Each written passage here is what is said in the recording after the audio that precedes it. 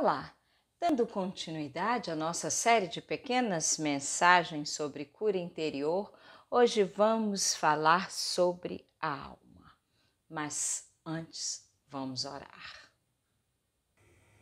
Senhor, nos ajude agora a entendermos a Sua palavra viva, que penetra o mais profundo do nosso ser, transformando o nosso coração, levando-nos a crer em Ti e a termos vida no nome santo de Jesus.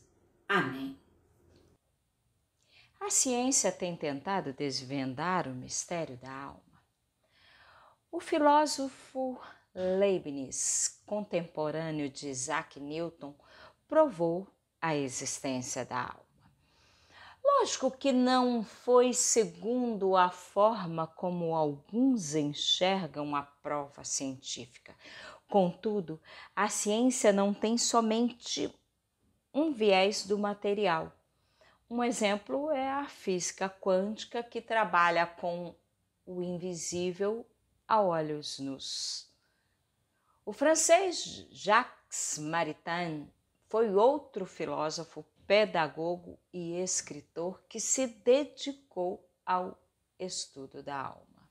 Contudo, para nós cristãos não existem dúvidas quanto à existência da alma, pois a palavra de Deus é verdadeira e ela nos fala que Deus nos fez alma vivente. No quarto vídeo, que é cura interior, e no quinto, que fala sobre a estrutura trina, nós refletimos com base na palavra que somos formados de corpo, alma e espírito. Já refletimos sobre o corpo e sobre o espírito humano. Hoje vamos começar nossas reflexões sobre a alma humana. Dos três elementos que compõem o homem, o corpo é o inferior e o espírito mais nobre, porque se une com Deus e ocupa o mais profundo do seu ser. Entre o corpo e o espírito está a alma, que faz uma intermediação entre os dois. O corpo abriga o nosso ser interior. Já falamos anteriormente que a alma foi criada quando o espírito humano entrou em contato com o corpo. A alma é como se fosse uma capa que reveste o espírito. A alma liga o corpo com o espírito e recebe do caráter de ambos, como sendo dela própria. Portanto, é de suma importância o equilíbrio entre eles. A alma possibilita a comunicação e cooperação entre o espírito e o corpo.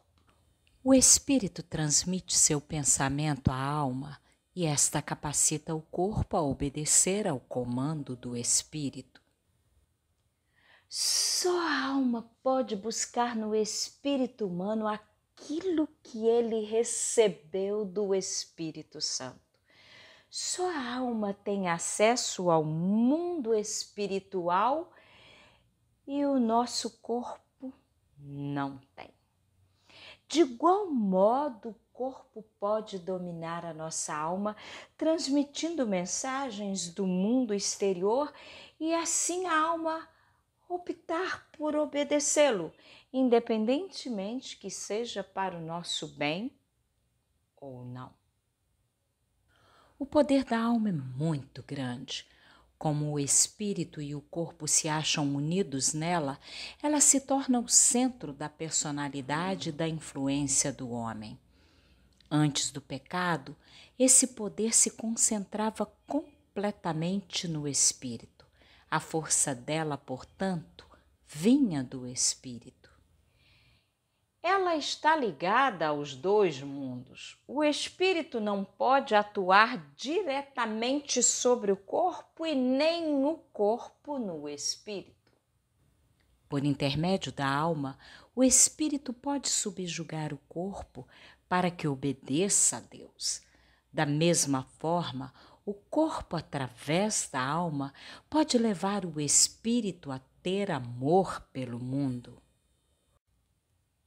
Então podemos dizer que o principal principal elemento constituinte do homem é, sem sombra de dúvidas, a alma. Mesmo o espírito sendo mais nobre, a alma pode anulá-lo. A alma pertence ao próprio ego do homem e revela a sua personalidade. É ela que nos confere autoconsciência, ou seja, consciência de nós mesmos. A personalidade do homem é constituída de 3 faculdades principais: vontade, mente e emoções. Vamos falar sobre elas de forma rápida. Posteriormente, abordaremos cada uma de uma forma mais profunda. A vontade é o instrumento que a nossa alma usa para tomar decisões, é a nossa capacidade de fazer escolhas. Se quero algo, por exemplo, fazer um curso de idiomas, posso escolher qual a língua, em qual instituição e até optar entre fazer ou não, desistir. Lógico que sempre haverá muitas variáveis a serem consideradas em nossas escolhas. Contudo, somos capazes de escolher, pois temos vontade própria. Sem a vontade, seríamos como robôs automatizados, apenas cumprindo ordens. Conforme falamos no vídeo 8, quando o primeiro casal pecou no Éden, desobedecendo a Deus, toda a humanidade ficou sujeita aos desejos da carne e os males que o pecado provoca em nosso ser de forma geral. Nosso homem interior ficou degenerado e assim a vontade humana foi afetada pelo pecado. O pecado afeta nossa vontade com inconstância, falta de iniciativa, indecisão, procrastinação, que é sempre deixar para depois, obstinação, medo de fracassar, derrotismo, vontade frouxa, falta de acabativa, dentre outros. Em um outro vídeo estaremos conversando mais amplamente sobre isso. Somos livres em nossas escolhas, mas essa área de nossa alma precisa estar totalmente equilibrada com a palavra de Deus. Jesus disse em Mateus 7, verso 21: Nem todo que me diz Senhor, Senhor, entrará no reino dos céus, mas aquele que faz a vontade de meu Pai que está nos céus. Agora vamos falar sobre a mente. Ela é a sede dos nossos pensamentos e manifesta a nossa intelectualidade. É na mente que está o raciocínio e o conhecimento. Sem a mente, seríamos como animais irracionais. E de que forma o pecado afeta a nossa mente?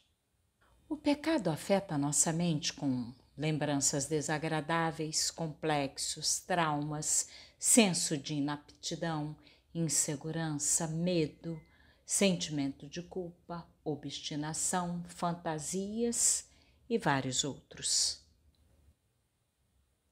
E a outra área da alma é a das emoções. As emoções são reflexos naturais diante de acontecimentos, são uma resposta física ou química comandada pelo cérebro humano. É difícil definir emoções, como também dizer quantas existem, mas sabemos que o ser humano é capaz de expressar variadas emoções, capazes de expressar do amor ao ódio, da alegria à tristeza. Vamos ver agora como o pecado afeta nossas emoções. Sentimentos de rejeição, ressentimentos, ódio, orgulho, soberba, amargura, tristeza, autopiedade, inveja, medos e vários outros. O pecado é como uma erva daninha que cresce na nossa alma, vontade, mente e emoções. E quando deixamos a nossa natureza carnal dominar, o processo de santificação fica comprometido. Só quando a alma se dispõe a assumir uma posição de humildade é que o Espírito pode dirigir todo o nosso ser.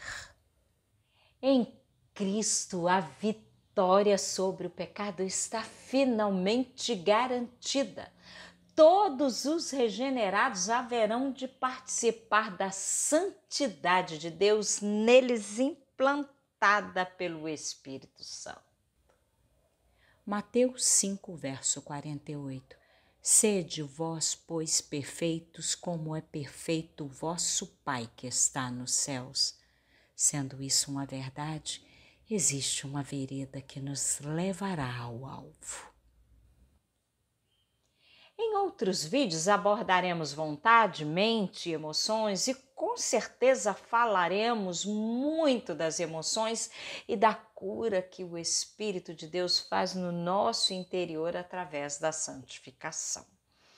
Mas antes falaremos sobre a imortalidade da alma e mecanismos de defesa. O que são esses mecanismos? Veremos mais adiante. Agora vamos orar para encerrar.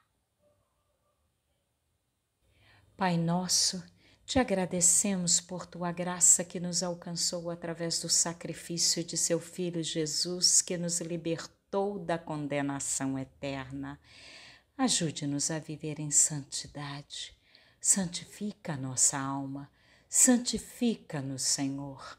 No nome de Jesus Cristo. Amém. Creia, Jesus se doou e ressuscitou da morte para que tenhamos vida em seu nome. Sua morte não foi em vão.